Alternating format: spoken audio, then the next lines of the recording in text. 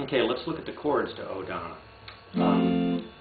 Like I said, the record's out of tune. When you listen to Richie Valens do it, probably because the tape deck wasn't running absolutely true to speed. Those old Ampex recorders were the best they had at the time, but they weren't always spot on with speed. So you'd record it, then you'd send it to the pressing plant where they played on a different tape recorder.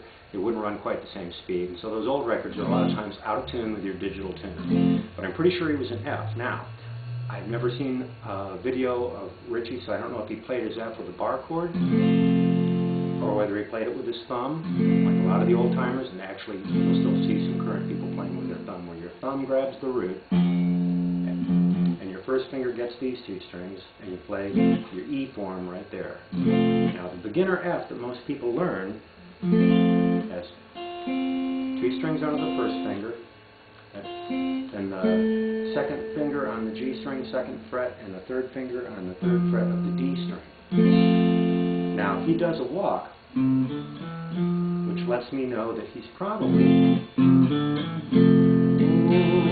Donna. And if you didn't catch that, that's the C, that's the root of your C chord.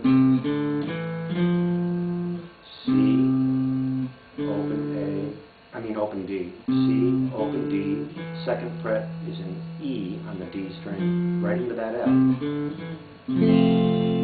Now whether you play a shortened F, and when I say shortened, it's because we're not strumming the two fattest strings. You're not going to strum your low E or your A string. You're only going to strum the four strings that you're fretting. There aren't any open strings in an F chord. I mean, there's two strings that are open, but you should be muting them. So walk into that F from the C. Oh Donna.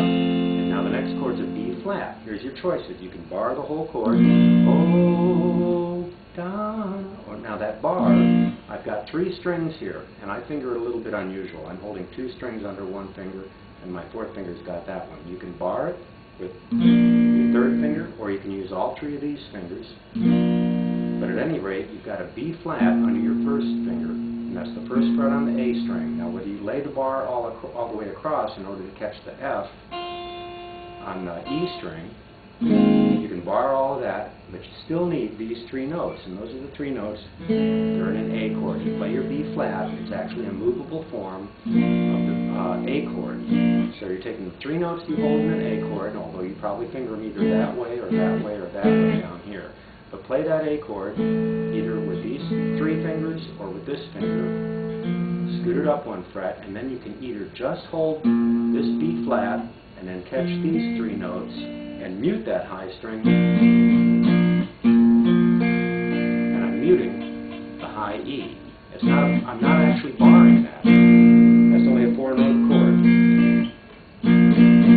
Now if you're strong enough to bar it, and eventually you will be, then you can get that high F too. And the way to practice that is by lifting this finger up and setting it down. So take those three notes of your B flat, make sure the three notes that you're fretting are good, and practice laying that bar down until you get it. Now in the beginning, a lot of beginners like to play their B flat this way. All they do is hold these three notes and that high F, and it's still a four-string chord, but then you're losing the root. That doesn't sound as full as if you put this B flat in the bottom. And I'm pretty sure Richie Valens had that B flat down there. I was trying to listen to it. It's an old recording. I can't tell. But if you're playing this high B flat and it's sounding thin and empty to you, try playing this low one down here, and then work on that bar. So and then it's going to go.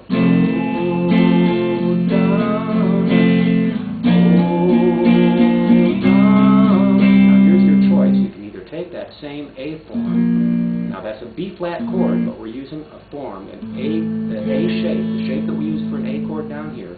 So when I say A form, that's what shape the chord is. That's not the name of the chord. This is a B flat chord. We're using the A shape to play it. Take that up two frets.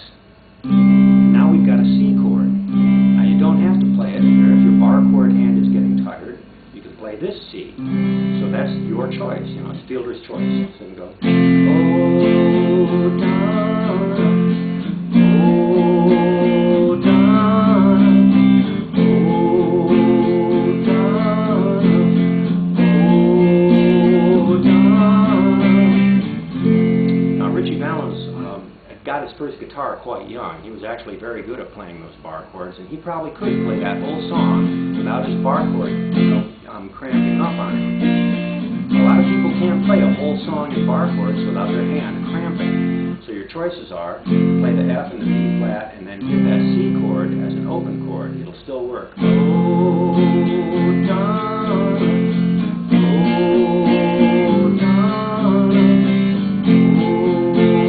Donna, oh, Donna. Now I've also seen pictures of Ritchie Valens with a capo. We'll cover some of those choices in the next clip.